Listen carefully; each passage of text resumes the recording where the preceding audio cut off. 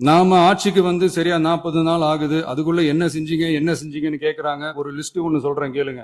பெண்கள் பாதுகாப்புக்காக சிங்கப்பெண் சிறப்பு படை, 200 யூனிட் வரை கட்டணமில்லா மின்சாரம், போதைப் பொருள் ஒழிப்புக்காக தனிப்படை, குறுவை நெல் சாகுபடியை ஊக்குவிப்பதற்காக 134.83 கோடி சிறப்பு தொகுப்பு திட்டம், வழிபாட்டு தலம், ஸ்கூல், பஸ் ஸ்டாண்டுன்னு அதுக்கு பக்கத்துல இருக்கிற 717 மதுபான கடைகள் மூடப்பட்டன.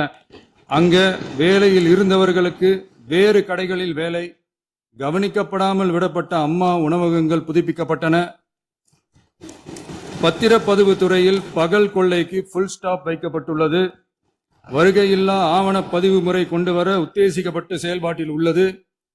அரசு மற்றும் தனியார் மருத்துவமனையில் ஸ்கேன் மையங்களில் கருவுறுவதற்கு முன் மற்றும் பின் ஏற்படும் தவறுகளை கண்காணிக்கவும், மருத்துவ நிறுவனம் முறைப்படுத்தும் சட்ட விதிகள் பின்பற்றப்படுகிறதா என கண்காணிக்கவும், மருத்துவ மற்றும் ஊரக பணிகள் இயக்கத்தின் பயன்பாட்டிற்காக 40 புதிய வாகனங்கள் வழங்கப்பட்டுள்ளது.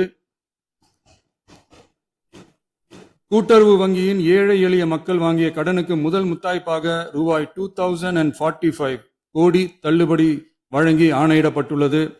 ஒன்றிய அரசிடம் கேட்டுக்கொண்டதற்கிணங்க கடந்த 2 வருடமாக நிறுத்தி வைக்கப்பட்ட இருந்த ஜல் ஜீவன் மிஷன் திட்டம் புதுப்பிக்கப்பட்டு ஜல் ஜீவன் மிஷன் திட்டம் 2.0 நடைமுறைக்கு கொண்டு வரப்பட்டுள்ளது. 18,500 கோடி அளவில் உறுதியளிக்கப்பட்ட காஞ்சிபுரம் மாவட்டத்தில் மைய விரிவாக்க திட்டம், கோயம்புத்தூரில் மின்னணு பொருட்கள் மற்றும் மின்னணு அமைப்புகள் உற்பத்தி திட்டம் மற்றும் திருவள்ளூர் மாவட்டத்தில் காட்டுப்பள்ளி LNT கப்பல் கட்டும் தளம் விரிவாக்க திட்டத்திற்கு ஒப்பந்தங்கள் போடப்பட்டுள்ளன. அனைத்து நிர்வாக நடவடிக்கைகளும் மின்னணு முறையில் மாற்றம் கொண்டு வர நடவடிக்கை எடுக்கப்பட்டு வருகிறது. சட்டவிரோத கல்குவாரி மற்றும் அனுமதியின்றி கனிமங்களை எடுத்துச் செல்வது தடுக்கப்பட்டுள்ளது. பல்வேறு குவாரிகள் சீல் வைக்கப்பட்டுள்ளன. கனிமங்களை கண்காணிப்பது, எல்லைகளை நிர்ணயிப்பது மற்றும் ஆளில்லா விமானம் மூலம் அளவீடு செய்வது போன்றவற்றை செயல்படுத்துவதற்கான பணிகள் மேற்கொள்ளப்பட்டு வருகின்றன.